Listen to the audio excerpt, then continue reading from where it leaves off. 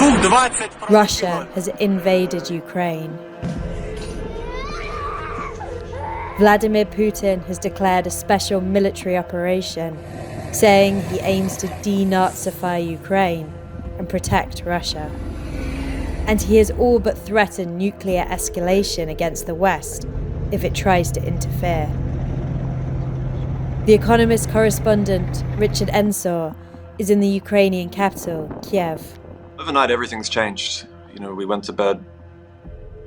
Ukraine was a country with one kind of future, and we've woken up to a completely different reality. It really is a new beginning for Ukraine, for Europe, and for the world.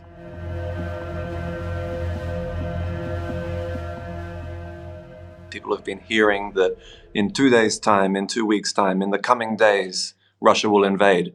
And like a boy who cries wolf, these reports have sometimes instilled in Ukrainians a bit of hardened skepticism. So when there were reports last night that yet again a Russian invasion may be imminent, some people took them completely seriously and stayed up all night checking the news, preparing their bags, and other people went straight to bed and got a really big shock when they woke up. I woke up early this morning and I heard immediately through my window these very loud sirens, which suggest that in Kiev, in the capital of Ukraine, there was about to be an air raid. So of course I grabbed my bag and I run down to the street, and you could see that on the streets the mood was an immediate shift from what it had been the day before. People were very grim. We heard a police car coming by and they told us that we needed to run to the nearest metro station. And we didn't know if this was an impending missile raid or just general advice. It was very hard to know. So of course we grabbed our bag and we started to run. And underneath in the metro you saw families huddling, people not knowing what was going on, checking their phones, babies in prams, people with suitcases and plastic bags full of belongings, sitting around waiting to know what to do. And incredibly, at the same time, you saw people going past, getting on the metro, going to work like it's a completely normal day. I've never seen anything like it before. But you also had people starting to stock up on supplies, probably to stay in Kiev for a very long time in case things become a bit more chaotic. People filling up their tanks of gas so that they can leave, people buying medication from pharmacies. And this is a city that is suddenly on a war footing.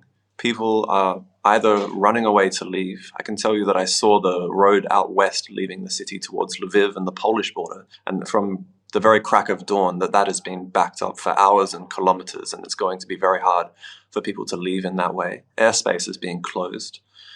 It's for people who want to leave, it's very tough. But of course, a lot of people want to stay because they love Ukraine, it's their home, and they think it's worth fighting for. A lot of people are going to be picking up guns. The president has said that anyone who wants a gun to defend their country can get one. In Kiev, a sense of order prevails right now. There are no vigilantes on the streets. There are armed service members, people from the National Guard on the streets. A lot of them are checking into military bases today to get ready for deployment. Ukraine is prepared for war because Ukraine for 8 years has been at war. It has felt to Ukrainians like they've been fighting a war for 8 years. Are they prepared for the kind of war that's about to break out on a different scale against a different kind of enemy with different kinds of motives? That's a tremendous question, and we're going to see whether they are in the days that unfold. But certainly the morale and the sense of really there being something to fight for is pervasive and very strongly felt among ordinary Ukrainians right now. The Western response is still unfolding. This is going to be something that takes several hours and days and weeks. We're probably expecting a very large package of sanctions to be announced from the West. Ukrainians want to feel like they don't have to fight this battle alone, and they want to see a very strong response from the European Union, from the United States, from the rest of the West, in terms of sanctions against this Russian regime that was already a horrible place but is now exporting chaos well beyond its borders and towards Europe. They want to receive additional help in terms of military aid. They would love that to keep flowing. And they want to feel like they live in a world where these kinds of acts perpetrated against them are not committed with impunity. They want to feel like there is a sense of justice in the world, and that Vladimir Putin and his regime is going to get what's coming to it. The sad truth of this is, if you look at where the Russian military is right now, if you look at where the Russian military is going, and you look at Ukrainian citizens and where they live and who they live next to, all of that adds up to a massive refugee crisis in Poland, in the rest of the EU, for the wider world. You are already seeing people trying to get to the borders of Moldova, Poland, trying to get through. It's not entirely clear how those countries are going to manage with that initial influx once it really gets going.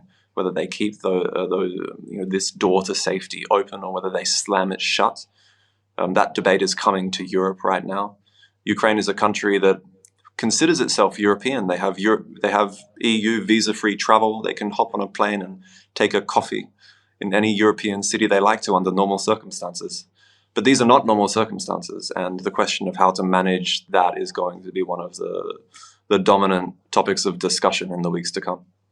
For those out there asking how this is going to end, it's a great question because all of the answers are so unthinkable that you don't want to speak them into existence. We're talking about a massive refugee crisis, thousands upon thousands of dead civilians and soldiers, cities being rendered unrecognizable in a matter of days and weeks.